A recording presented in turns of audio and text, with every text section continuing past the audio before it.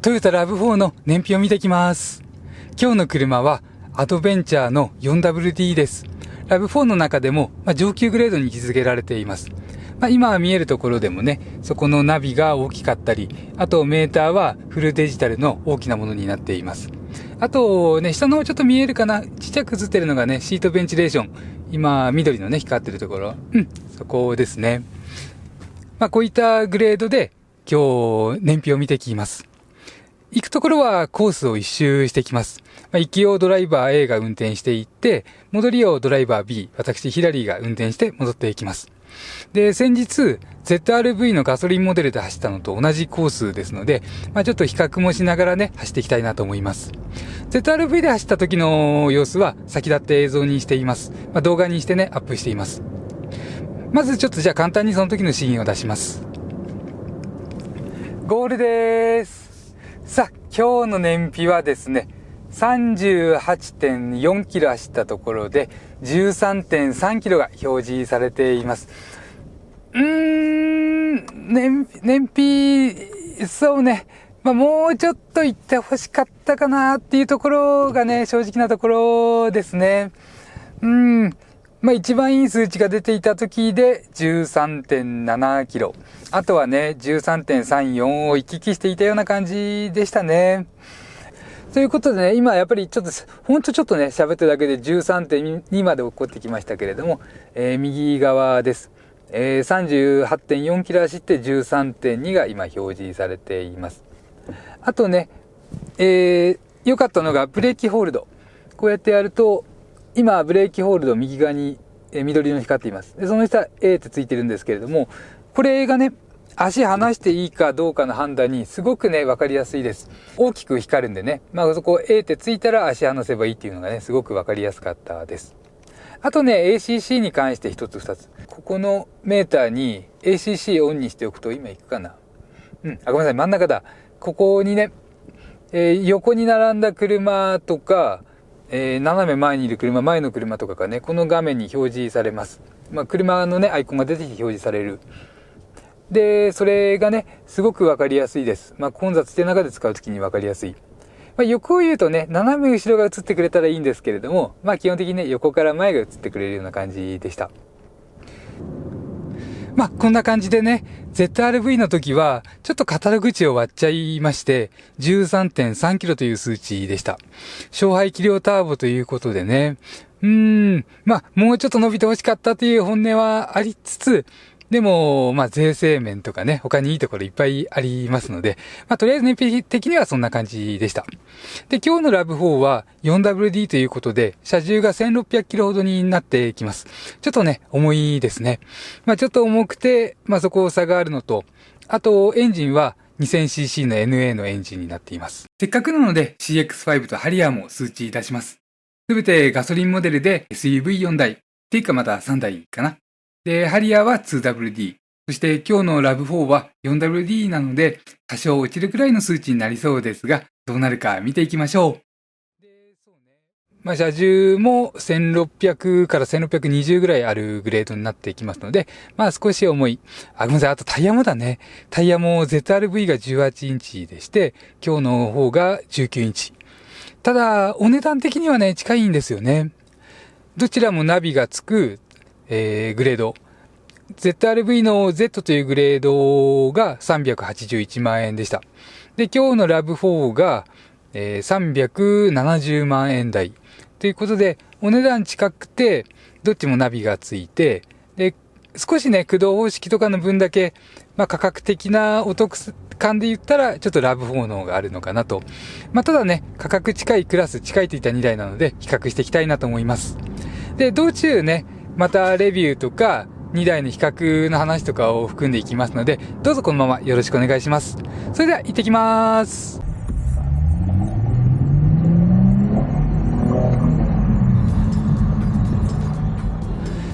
途中経過です。現在10キロちょっと走ってきたところで、燃費計は 13.7 キロが表示されています。今日ね、1日行ってくるのに期待させてくれる数値ですよね。一応最低限のマナーとして、タイヤ空気圧は信頼できるゲージでしっかり調整しています。で、今ね、ドライバー A が運転してくれていて、自分はリアシートに乗っています。で、まあちょっとね、今日デビューから6年も経つ車ですから、少し雑談を挟んでいきますと、なんで2人でやってるかといったところでね、やっぱり車って1人か2人で使われることが大部分みたいです。多くがそういったシチュエーションで使われる。なので、2人で乗ることをね、レビューの中心にしています。で、2人で乗っていると、燃費はね、お互いの癖、走り方の差とかというのも分かりやすいですし、あと、リアシートに座ってみるとか、助手席のレビューを加えてみるとか、すごくね、いろんなレビューができます。もちろんカメラ持ってもらったりとかね、マイク持ったりとか、手も足も脳みそも全部4つ倍になりますからね、脳みそ4個にはならないか。ってことでね、で、特に燃費に関して言うと、例えば、そうね、走り方の差。車の差で絶対的な部分は超えられないにしても、やっぱり走り方の差って結構出ますから。そういったところもあって二人でやる。で、最近は、ドライバー A もね、もう燃費運転上手くて、もうね、ほとんど同じ数値なので、一緒にやってるとね、似てできちゃうっていうのはね、あるんでしょうけれども、いろいろね、そういうのもあって二人でやっています。現在のセクションは、15.9 キロ走りまして、46.5 キロの燃費が表示されています。一人だとぶっ飛んだ燃費になることがあります。これはとある 2000cc ハイブリッド車、近いうちにアップ予定です。で、ZR-V との比較。今自分リアシートにいるので、リアシートの話からしていきます。で、リアシートに関して言うと、そうね、快適なのは9割の部分で、こっちのラブ4になります。ZR-V がね、車乗ってみて、どこか一つ弱点を挙げるとしたらリアシートということで先日挙げさせていただきました。動画のね、同じようなシーンの場面で述べています。といったところもあってね、ZR-V がすごくいい車で、どっか一つ挙げるとしたらリアシートといったところで、で、ラブ4は、リアシートかなり良くてね。このあたり理由述べていきたいんですけれども、ちょっとその前に、全体的な比較端的に言っていきますね。まず今言ったようにリアシートはラブ4が良くて、で、フロントシートの快適性で言うと、どっちもいいところがあって、で、そこを少し細分化しますと、低速時、それから市街地、そういったところはね、ZR-V がものすごく滑らかです。足ね、ゆったり動いてくれますし、すごい静かで快適性高い。で、速度が上がってくると逆に、今日のラブ4がね、これすごい静かなんですね。多分タイヤの影響かな。19インチタイヤの、静粛性の部分がすごく高くて、ロードノイズが少ない、ゴーゴーいうところが少なくて、そういった部分で、7、80キロぐらいで走るときはね、ラブ4の快適性が高いと思います。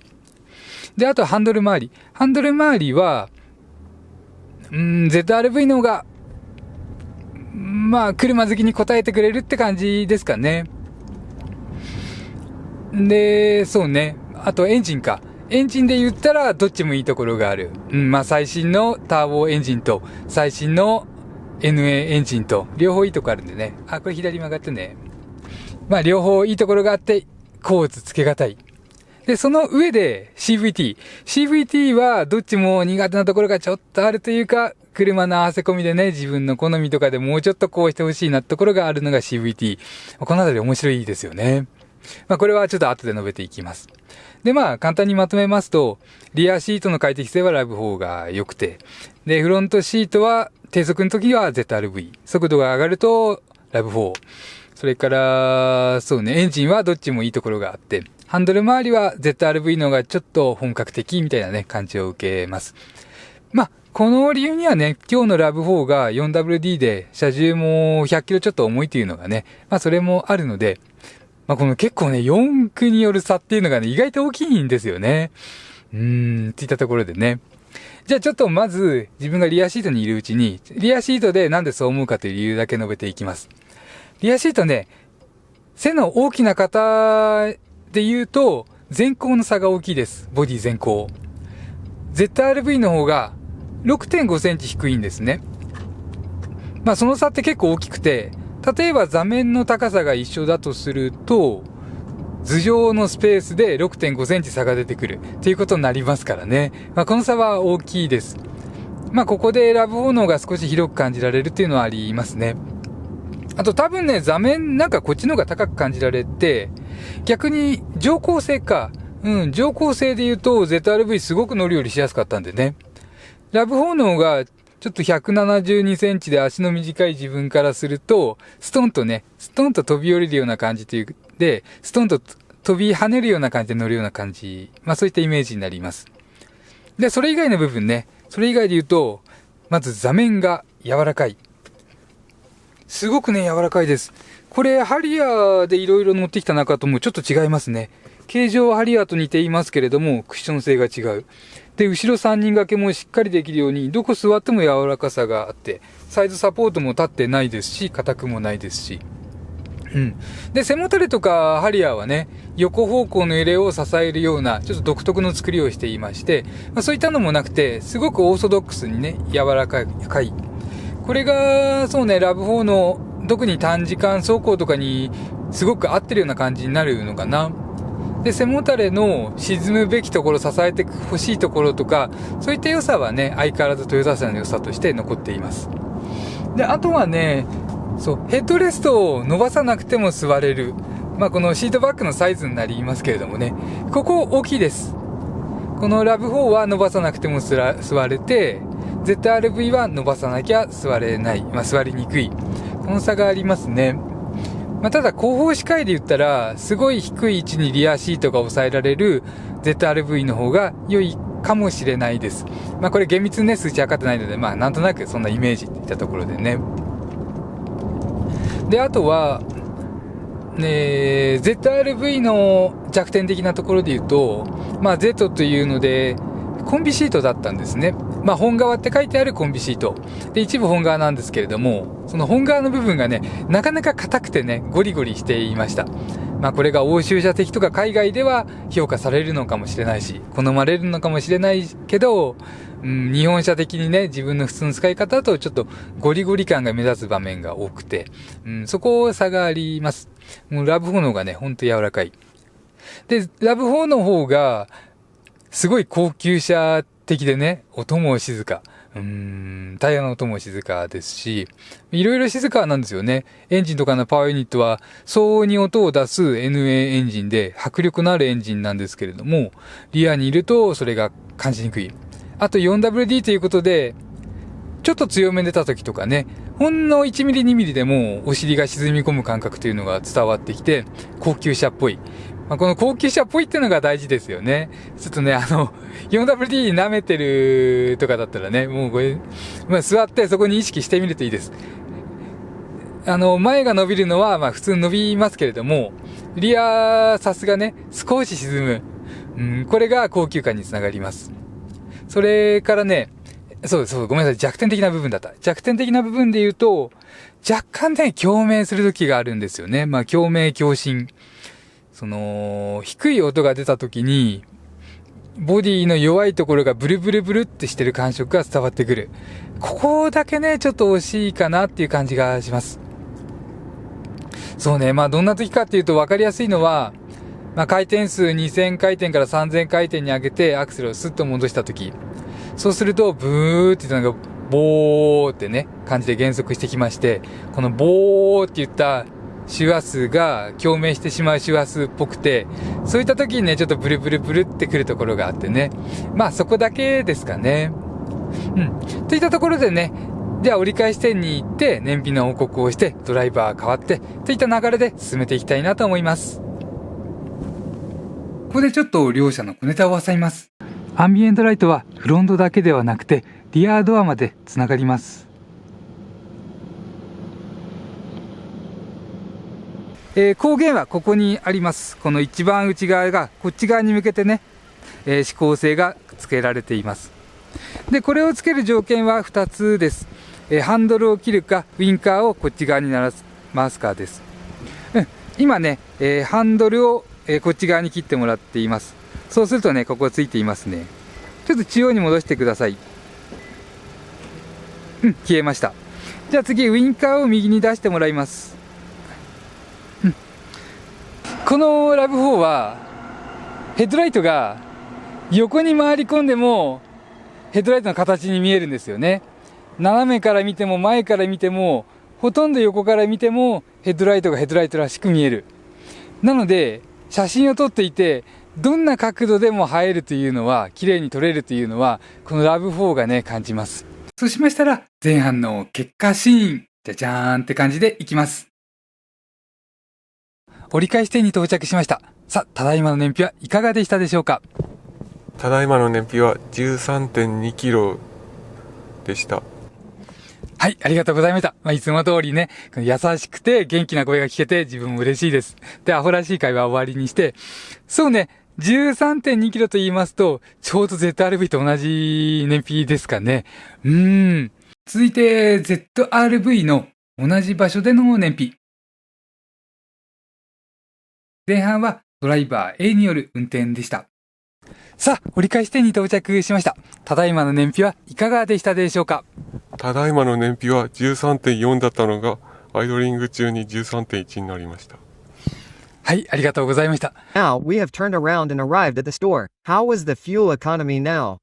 The current fuel economy was 13.4, but it went down to 13.1 while idling. Yes, thank you.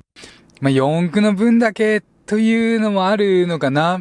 やっぱりこのすごくね、熱効率に優れる M20A という、ガソリンエンジンということでね、車重の差、駆動方式の差を、そうね、いろんな効率が打ち消してくれたみたいになってますかね。